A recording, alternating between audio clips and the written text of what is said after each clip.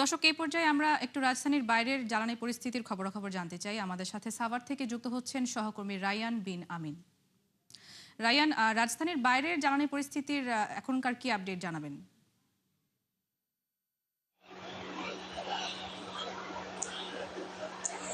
রাহনুমা, আমি সাভারের গ্যান্ডা এলাকায় আছি। গ্যান্ডা এলাকায় একটি সিএনজি স্টেশনে এখানে বেশ চাপ দেখতে পাচ্ছেন গাড়ির। আর সাভারের অধিকাংশ সিএনজি স্টেশন চলে গ্যাস নিয়ে, আর যেখানেও গ্যাস আছে চাপ খুব কম।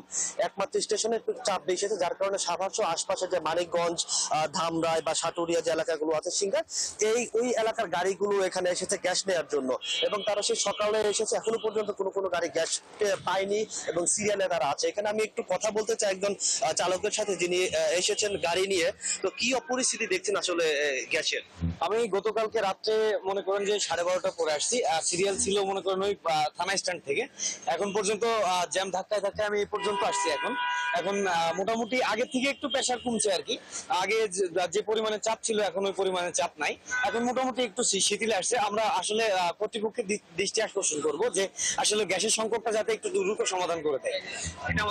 রাহনুমা, শুনছিলেন যে গ্যাসের চাপ আসলে একটু কম তুলনামূলক, তবে আগের থেকে পরিস্থিতি কিন্তু কিছুটা ভালো এবং উন্নতির দিকে। আবাসিক একই অবস্থা, যেখানে আগে একদমই গ্যাস থাকতো না, এখন সেখানে রাতের বেলা বা সকালের দিকে গ্যাস পাওয়া যায়, দুপুরের এই সময়টাতে আসলে গ্যাস থাকে না। তো আস্তে আস্তে এখন দেখা যাক সামনে কি হয়। নিশ্চয়ই, আমরা শুনছিলাম রায়ান। আপনাকে অনেক ধন্যবাদ যুক্ত হবার জন্য। দর্শক, সাভার থেকে যুক্ত ছিলেন সহকর্মী রায়ান বিন আমিন, জ্বালানি পরিস্থিতির আপডেট জানাচ্ছিলেন।